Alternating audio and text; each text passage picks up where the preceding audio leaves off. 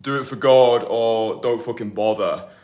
So hopefully you boys watched the live stream yesterday. I got a lot of good feedback from that, which was nice. But like I explained in the live stream yesterday, my motivation for doing things now, it needs to be internal rather than external. So I felt in the past couple of days, I felt this feeling of feeling lost. Yeah, I felt this existentialism where I was sat with myself in this lovely apartment in Malaysia. I've achieved everything that I ever wanted. Yeah, 4 years ago. The life that I'm living now, it's my dream life. Yeah, I still find myself on this existential hamster wheel thinking, what's next? What else is there? What's it all for? Who am I?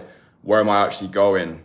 Like, all of those thoughts were ruminating around my mind. And I think a former version of me would have distracted myself with the dopamine demons. An even earlier version of myself would have just got Pornhub, fucking wanked myself off into a sock, rolled over, went to sleep, and then probably continued consuming bad habits the day after. But it's just been like this thought has been magnetized to my mind, and I think this is the best way that I can describe it. Do it for God or don't fucking bother. So I found myself, the reason why I was feeling lost is because I was living very much in the external world. So rather than doing things because it genuinely pleased me to do those things, I was doing them because of what I could get from those actions. Like, I will take this action in order to receive money, validation, social approval, love, which I think all of those things, they run and can be categorized into that thing. It's like that receiving love, yeah, receiving love from the feminine, receiving admiration from the masculine, whatever it was. But I was living in that external world, and that's why I felt lost. So now, being here and really having one of those dark nights of the soul where I had to just be with myself and ask myself, right, what are we doing? Like, what is this all for? Where are we going? Why are we not finding fulfillment in the things that we're doing? Everything started to feel a bit like a means to an end, if that makes sense. So I understood that I was out of alignment with my contract to God. Yeah. So I've explained before that I believe the meaning of life is the fulfillment of a promise. So I believe before I was placed onto this earth, I made an agreement with God that I would inspire a generation of men to live a life beyond the beige, to live a life free from bullshit, and ultimately to feel fulfilled in this life, because I feel as though this life is preparation for the next life. And I think we are spiritual beings enjoying a human existence. Anyway, before I go too esoteric on you, I want to actually give you some practical things in this live stream. What's really helped me over these past couple of days, and I like my energy feels electric right now. I'm really sweaty because I just went to the gym. But excuse me, that was one of the best gym sessions I've had in a long time. And the reason for that was because I was in the gym and my only focus was doing good for God. Yeah, like I wasn't bothered about anybody else who was training. I wasn't comparing my body to anybody else's in the gym.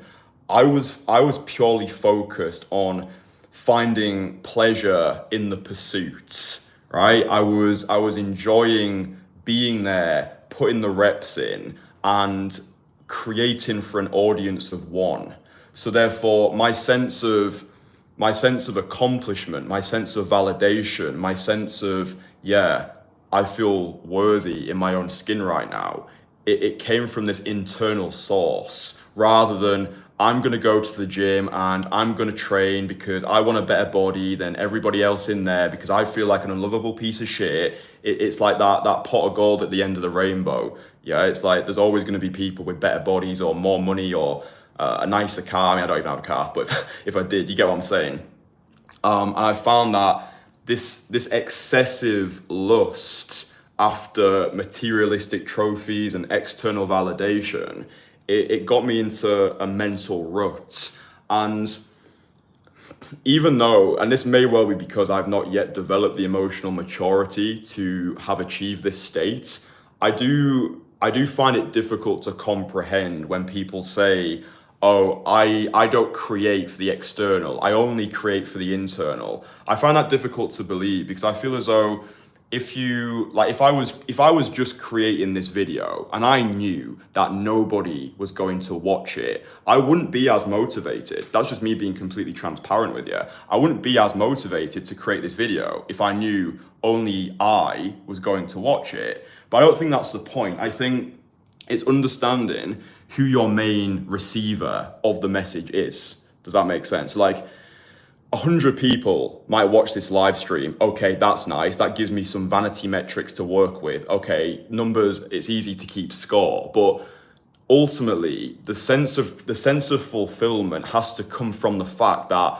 I fucking adore doing it, and I'm creating for an audience of one. Yeah, the audience of one is God, whatever you believe in. The audience of one could be the universe. The audience of one could be yourself. It could be your fucking mum. I don't know. But I think we can apply this to anything. Whenever we're feeling lost in life, whenever you find yourself flooded in that ceaseless tide of self-comparisons, then just go back to the source, right?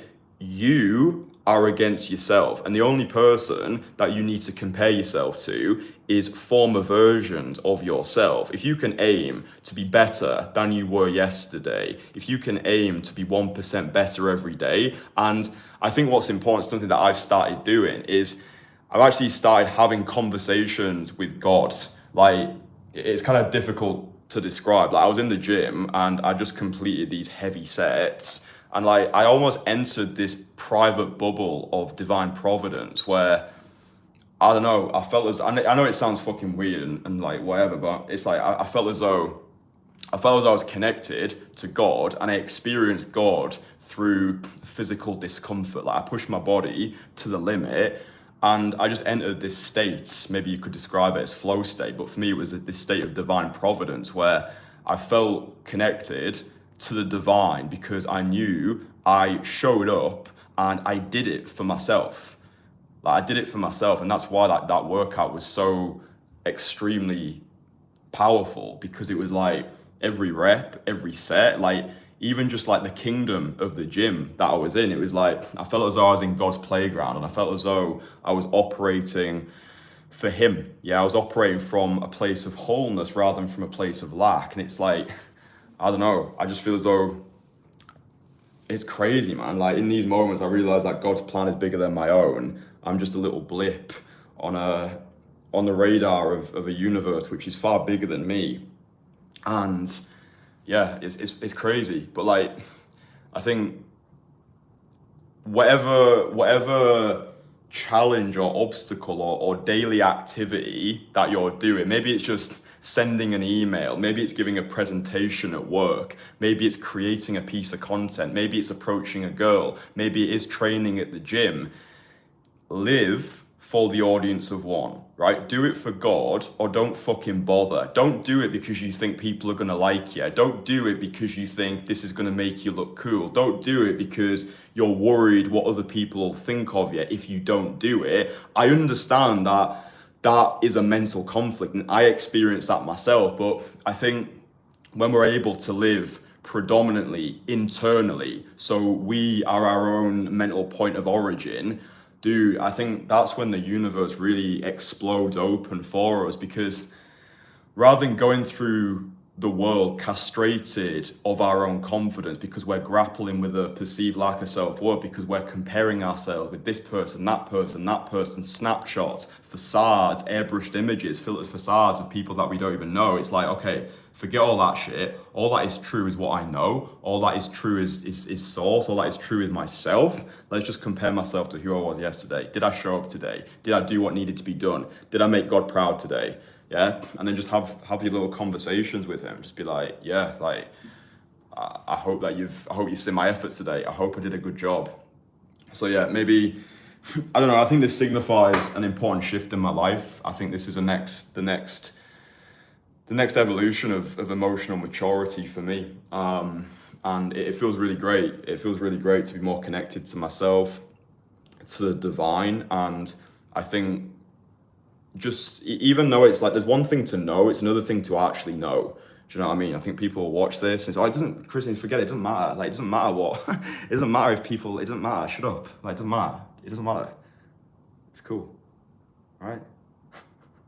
So anyway, yeah, I really hope that you find these expostulations useful. I appreciate it might only resonate with 1% of my audience, but you know, I just think that this is the deeper shit here. And if you understand this, then it really will explode open your entire life. Like, you'll be able to achieve everything that you ever wanted, but also more importantly, you'll actually be able to enjoy it. And that's the most important thing. Yeah, like enjoying the things that you've created and enjoying them because you know that the reason that you've done them is because that's what you wanted, rather than what you felt as though you want because you got brainwashed by the brain dead into wanting to live someone else's dreams. Yeah. So anyway, I'm going to stop there. I hope that this is useful, boys. I love you all very much, and I will speak to you again tomorrow. Okay, bye.